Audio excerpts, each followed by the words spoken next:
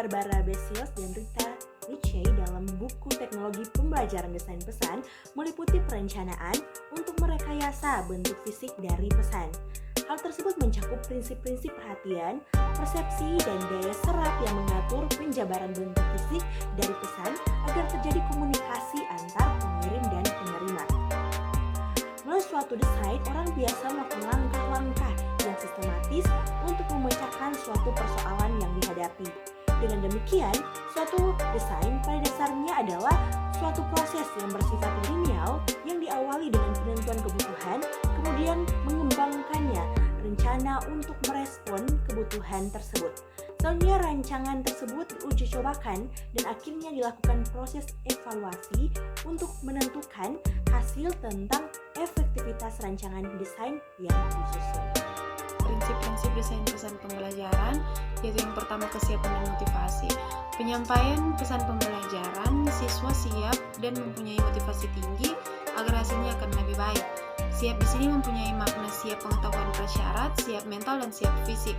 Untuk mengetahui kesiapan siswa, perlu diadakan tes prasyarat, tes diagnostik, dan tes awal.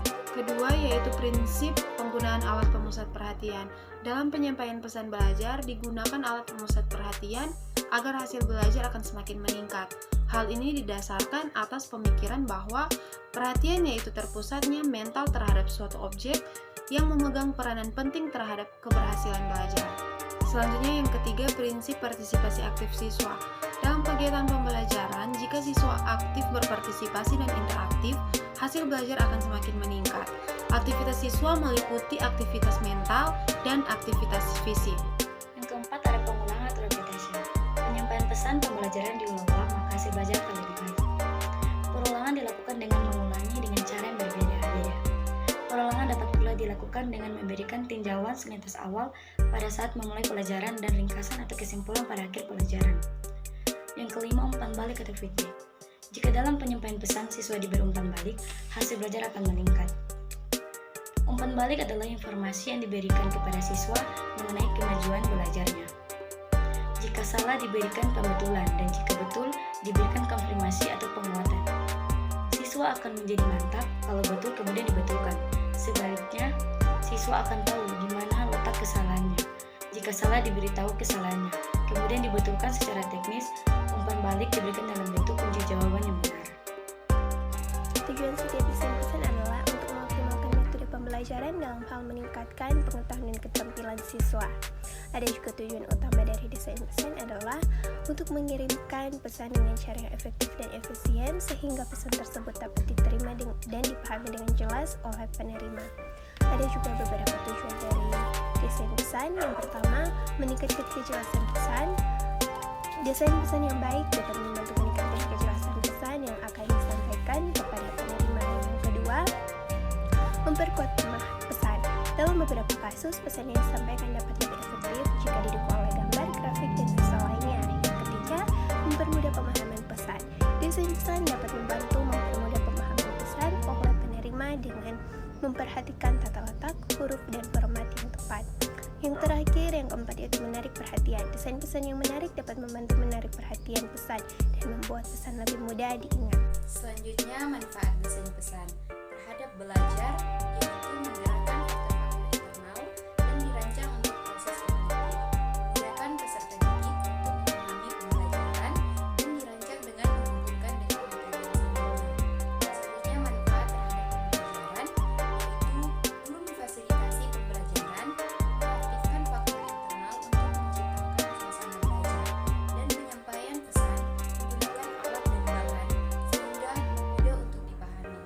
Selanjutnya, manfaatnya memperkuat pesan. Desain pesan yang tepat dapat membantu memperkuat pesan yang disampaikan dan meningkatkan kemungkinan bahwa pesan tersebut akan diterima dan diingat dengan baik. Dan selanjutnya, untuk menghindari kesalahpahaman. Dengan menggunakan desain pesan yang tepat dapat membantu menghindari kesalahpahaman atau interpretasi yang salah terhadap pesan yang disampaikan. Kaitan antara desain pesan dalam konteks keseluruhan komponen-komponen desain interdiksional. Desain merupakan suatu proses pemecah masalah dengan tujuan untuk mencapai solusi terbaik dalam pemecah masalah dengan memanfaatkan sejumlah informasi yang tersedia. Desain pesan merupakan perencanaan untuk merekayasa bentuk fisik dari pesan agar terjadi komunikasi antara pengirim dan penerima dengan memperhatikan prinsip-prinsip perhatian, persepsi, dan daya tangkap. Desain pesan berkaitan dengan hal-hal seperti bahan visual, urutan dalam hal secara terpisah dan bersifat spesifik, baik tentang media maupun tugas belajar.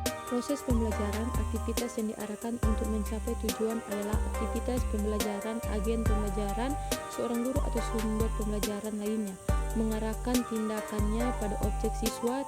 Tindakan tersebut ditunjuk untuk mencapai tujuan spesifik yang mengembangkan karakteristik psikologis dan perubahan perilaku tertentu pada kondisi internal maupun eksternal. Keberhasilan proses pembelajaran tergantung dari pengajaran yang didesain oleh guru.